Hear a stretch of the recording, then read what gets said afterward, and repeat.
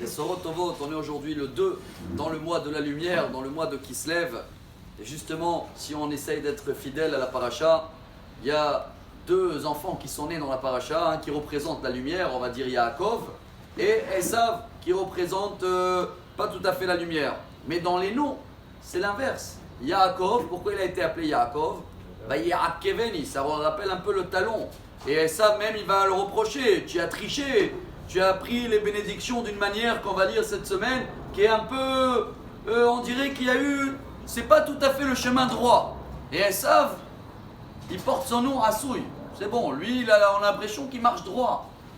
Chers amis, pour comprendre ça, on va apprendre aujourd'hui une très belle halakha, qu'on la connaît, qui est amenée dans le Zohar HaKadosh, dans Midrash Hanehelam, sur cette paracha, sur Toldot. Et là-bas, le Zohar, il nous apprend ce que je pense que chacun y fait. Samedi soir, après l'Avdallah, vous prenez une goutte de vin et vous mettez en général dans l'os qui se trouve derrière. Cette os-là, elle s'appelle en hébreu louz. Mais en araméen, comment elle s'appelle? Arama. Arama, c'est comme la vanne aramie.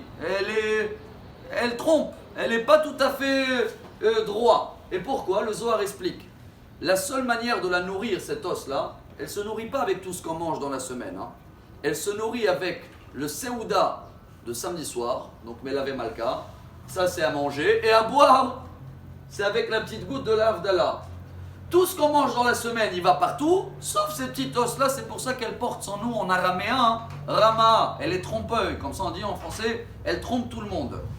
C'est incroyable car le Rambam, le Maïmonide, confirme dans les halachot de Deot, 4e chapitre. Là-bas, il dit le Rambam, tous les problèmes qu'il y a aujourd'hui dans le monde, de problèmes de santé, viennent pas parce que les gens ils mangent pas beaucoup. L'inverse. Tellement on mange que c'est ça qui crée des problèmes de santé. Jamais il y a eu quelqu'un qui est mort parce qu'il n'a pas mangé assez. L'inverse, moins on mange, mieux c'est.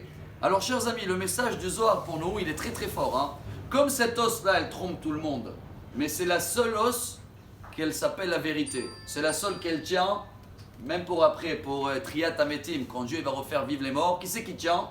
C'est là. Donc elle trompe tout le monde.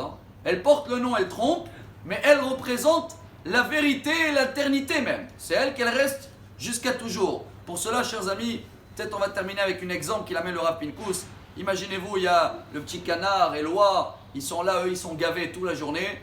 Et à côté d'eux, il y a le cheval et la vache. Les pauvres, ils ne mangent pas beaucoup. Alors, l'oie, il dit au canard, tu as vu comment nous on kiffe, Quel repas, c'est la vérité, c'est ce qu'ils pensent ou pas?